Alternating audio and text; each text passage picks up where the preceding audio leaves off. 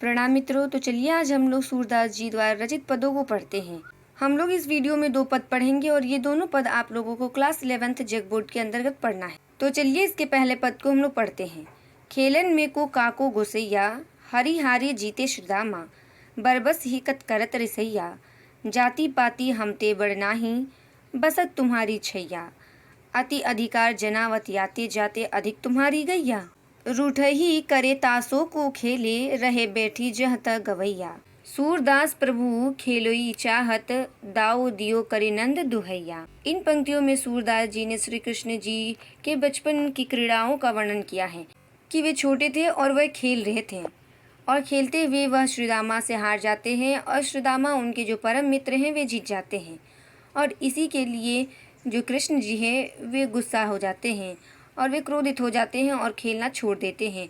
तभी सारे ग्वाले मिल करके उसको समझाते हैं, खेलने में कभी भी क्रोधित नहीं होना चाहिए, हार और जीत तो बना रहता है, इसमें कोई परेशानी नहीं है कि तुम हार गए हो, श्रीदामा जीत गया है, हार और जीत तो लगा ही रहता है, इसके लिए तुम्हें क्रोध करना शोभा नहीं देता।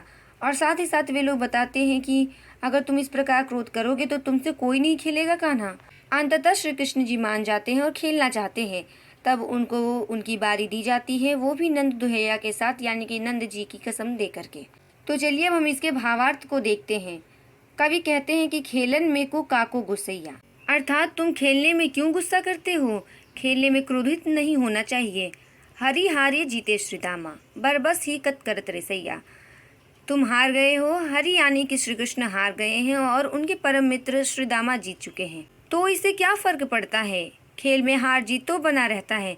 बरबस ही कत करत रिसैया, बरबस यानी कि तुम जबरन जबरदस्ती ही तुम इससे क्रोधित हो रहे हो, रिसैया यानी कि गुस्सा हो रहे हो, इसमें गुस्सा होने की कोई बात नहीं है। आगे कवि कहते हैं कि जाति पाति हमते बड़नाही, बसत तुम्हारी छैया, अर्थात वे ग्वाले और श्रीदामा मिल करके कहते हैं कि तुम्हारी जाति हम लोगों से बड़ी नहीं है, अर्थात तुम ग्वाले हो तो हम लोग भी ग्वाले ही हैं, हम तुमसे छोटी जाति के नहीं हैं, और ना ही बसत तुम्हारी छैया, और ना ही हम लोग तुम्हारे छाया में रहते हैं।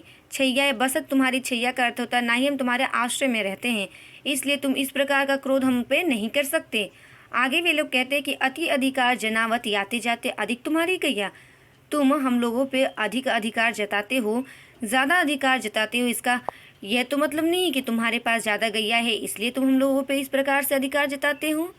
रूठई करे तासो को खेले, रहे बैठी जहत गवैया, फिर वे सब ग्वाले कहते हैं कि यदि तुम खेल में इस प्रकार रूठ जाओगे कान्हा तो तुमसे कोई नहीं खेलेगा, और ये कहकर के वे जहाँ तहाँ बैठ जाते हैं। सूरदास प्रभु खेलई चाहत, अर्थात सूरदास जी कहना चाहते हैं कि ग्वालों की बात सुनकर प्रभु का मन परिवर्तित हो जाता है और वे गुस्सा छोड़ करके खेलना चाहते हैं।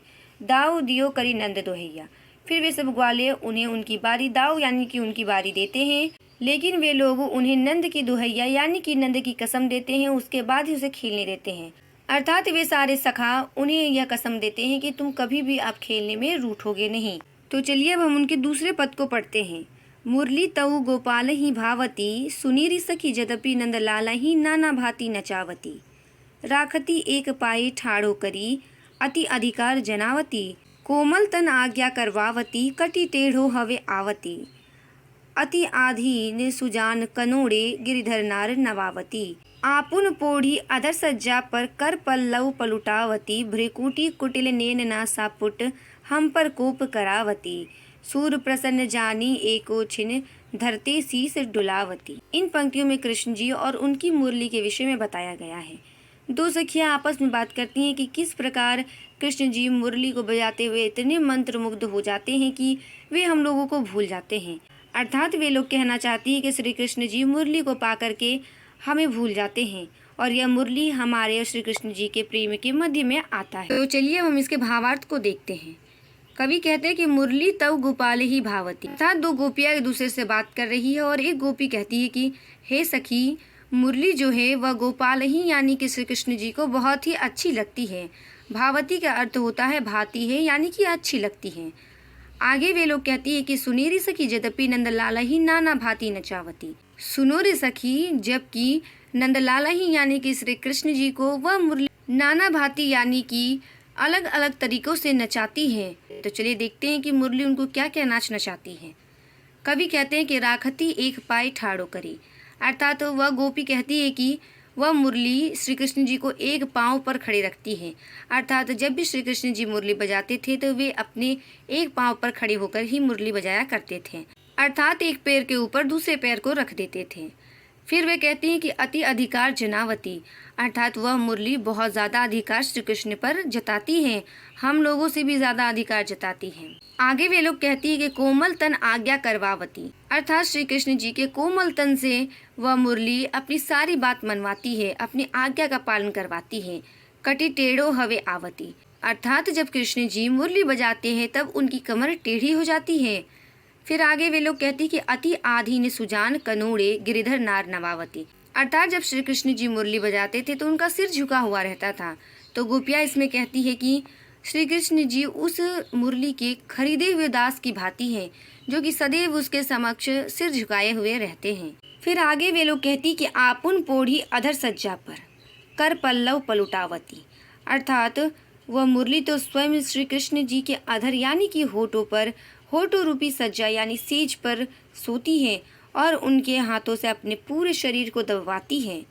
भ्रिकुटी कुटिल नयन नासा फुट हम पर कोप करावती, अर्थात जब श्री कृष्ण जी मुरली बजाते तो उनकी भ्रिकुटी कुटिल यानी कि भ्रिकुटी का अर्थ होता है भुएं और कुटिल का अर्थ होता है टेढ़ा, यानी कि उनकी जो भुएं हैं वे टेढ़ी हो जाती हैं। नयन नासा फुट, अर्थात उनके नाक के नथुने फूल जाते हैं। हम पर कोप करावती, अर्थात यही मुरली है जो कि श्री कृष्ण जी को हम पर क्रोध करवाती है। आगे कवि कहते हैं कि सूर प्रसन्न जानी एको छिन्न धरती शीस डुलावती, अर्थात वे मुरली बजाते हुए इतने प्रसन्न चित्त हो जाते हैं कि उनका सिर आनंद से झूमने लगता है और वे अति प्रसन्न होते हैं। अर्थात सूरदास जी ने इन पंक्तियों में श्री कृष्ण जी के मुरली बजाने की मुद्रा का वर्णन किया है, जो कि बहुत ही आकर्षक है।